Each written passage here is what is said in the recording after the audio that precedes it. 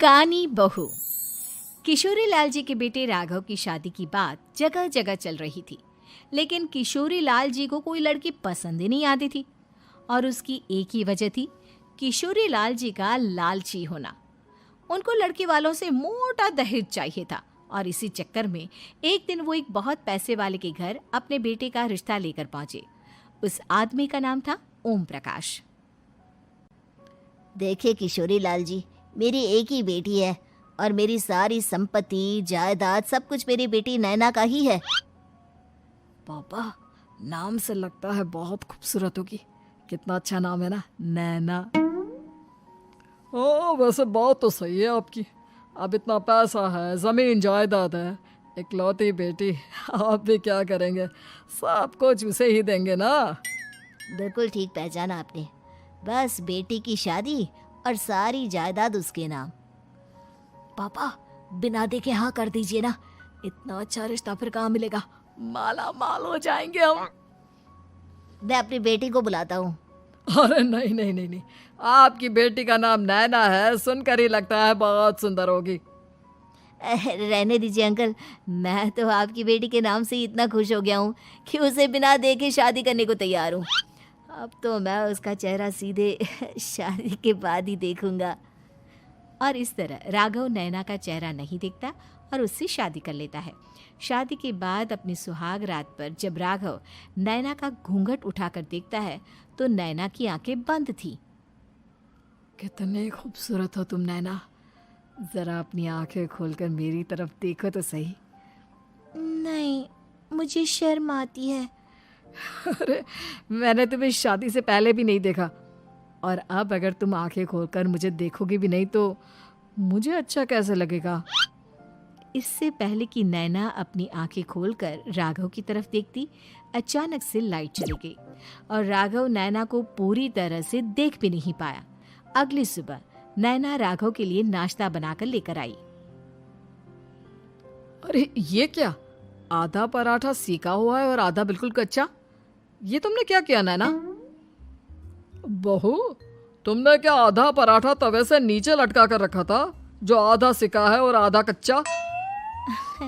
मुझे जितना दिखेगा उतना ही तो सीखूंगी ना पापा जी।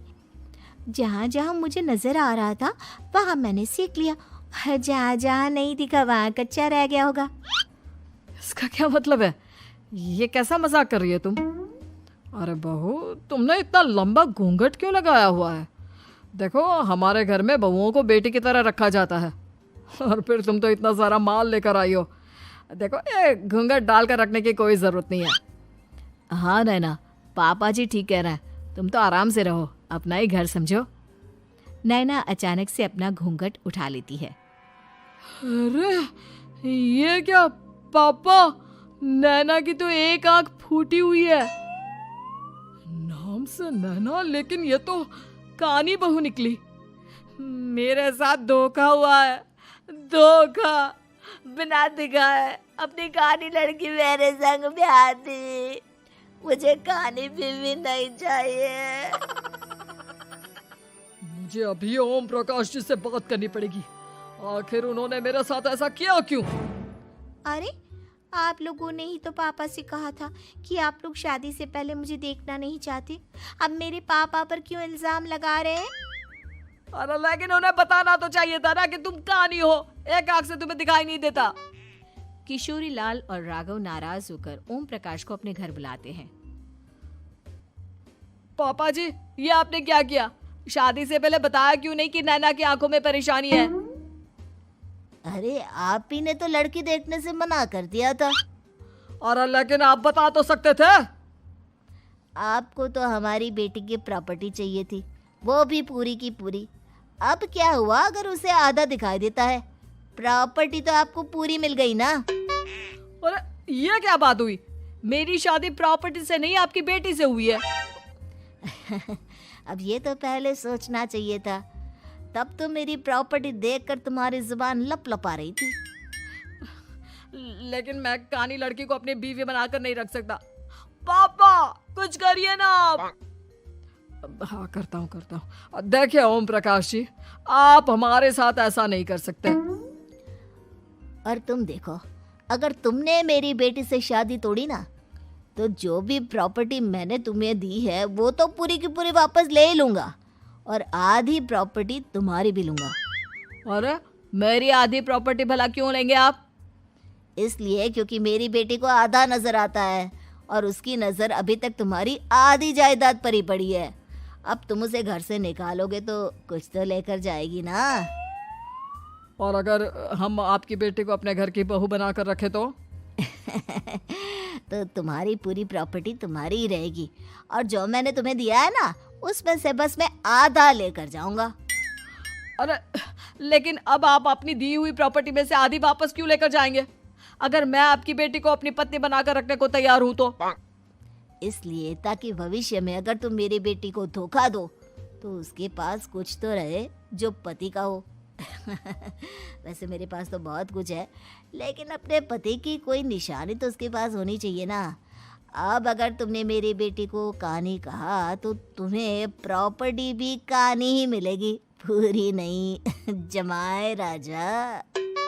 किशोरी लाल और राघव समझ चुके थे कि वो बुरी तरह फंस चुके हैं और अब उनके पास वहां से निकलने का कोई चारा नहीं है। अब समझ में आया ना, लालच बुरी बला होती है। एक तो तुम्हें प्रॉपर्टी मिली, ऊपर से बीवी मिली, उसमें तुम्हें नखरे भी दिखाने हैं। आए बड़े, चुपचाप बैठो दोनों। कुछ दिनों के बाद नैना राघव की कार लेकर बाजार घूमने निकलती है और जब कार लेकर वापस आती है, ये क्या? एक तरफ से मेरी गाड़ी पूरी खराब हो चुकी है। लगता है तुमने मेरी गाड़ी को किसी दूसरी गाड़ी के साथ एक्सीडेंट किया है। अरे अरे कितना बड़ा नुकसान कर दिया तुमने बहू। वो क्या है ना पापा जी, मुझे एक आंख से दिखाई नहीं दे रहा था, सामने से गाड़ी आ रही थी। मुझे तो सिर्फ आधा ही दिखाई दिया और वो गाड़ी मेरी कार से रगड़ते हुए निकल गई। अब मैं क्या करूं बताओ? आप इसे ठीक कराने के पैसे कौन देगा? तुम्हारे पापा। तुमने मुझसे इस तरह से बात की? अभी रुको। नैना राघव की शिकायत ओम प्रकाश को कर देती है। देखो राघव, अब जो मेरी आधी प्रॉपर्टी तुम्हारे पास थी ना, उसमें से आधी और मैं लेकर जाऊंगा, क्योंकि तुमने मेरी बेटी को डांटा। अरे नहीं नहीं पापा जी, गलती हो गई, माफ कर दो। गलती की तो कोई गुंजाइश ही नहीं। अगली बार मेरी बेटी को डांटा तो बची हुई आधी में से आधी और ले जाऊंगा। लालच के चक्कर में हम दोनों ने बहुत बड़ी गलती कर दी बेटा।